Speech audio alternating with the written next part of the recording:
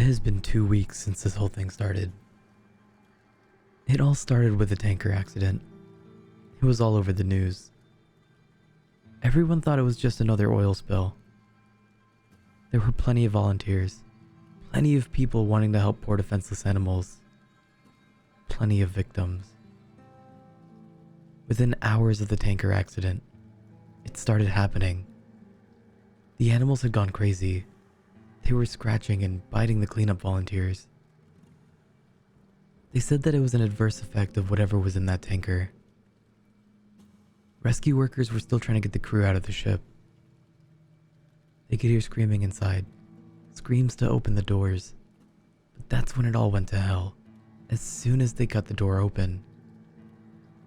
There were 6 minutes of broadcast before it went silent. 6 minutes of screaming in agony.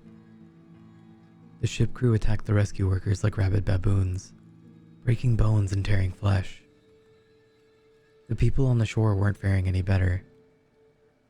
Those that had been attacked by animals were attacking everyone else. It was worse than any war zone reported.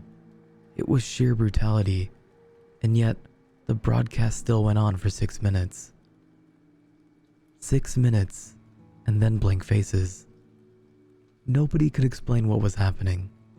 They tried to continue with regular news, the economy, the weather, a cute human interest story, but they couldn't make us unsee what we saw.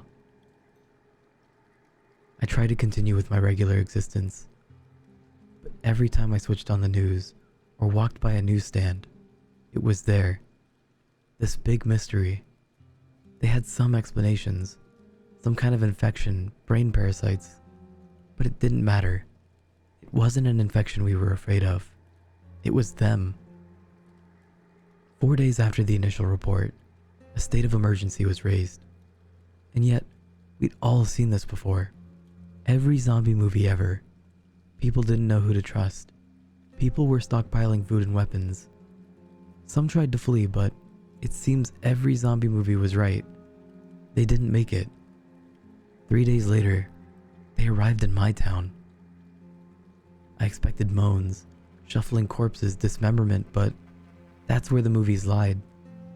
They ran through the streets, screaming. I remember running to my front door as fast as I could, locking, barricading, doing anything to make sure it would stay shut, and then I headed for the window. I was on the second story, and I could see the carnage. They were unstoppable. They were aware. A group of them made their way through the building across the street. They jumped straight through the plate glass windows. Even the shards slicing through them made no difference. They just kept coming. My barricade wasn't going to hold. I rushed around my flat, grabbing supplies and jamming them into the most secure room of the flat.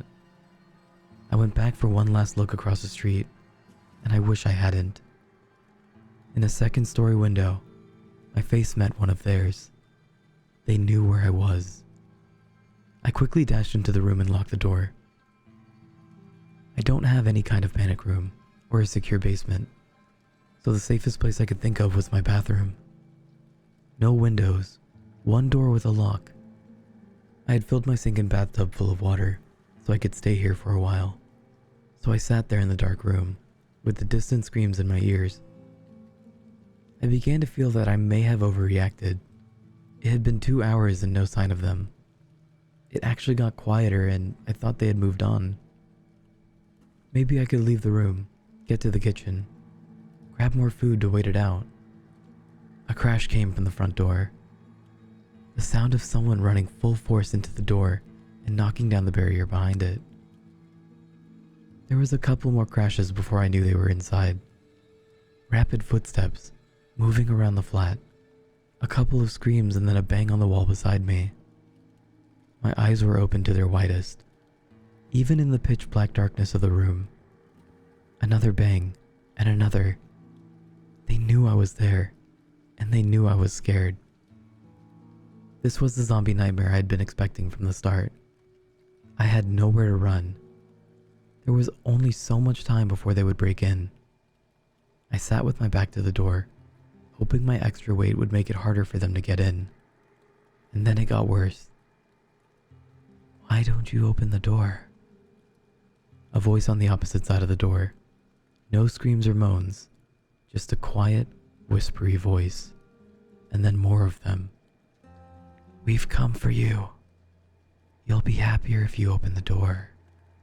It's not so bad." The whispery voices became a cacophony of noise, trying to persuade me, to break me, to fool me. I had heard that the moaning of the zombies would drive people insane, but this was worse. A siren call. I sat in the darkness and hoped and prayed that they'd get bored. But they don't get bored, and they don't leave. I managed to use the mirror to peek under the door, only to be greeted by horrible unblinking eyes, blood-smeared faces, screams, and more horrible whispers. That was 2 days ago. I don't know what to do anymore. Maybe it won't be so bad.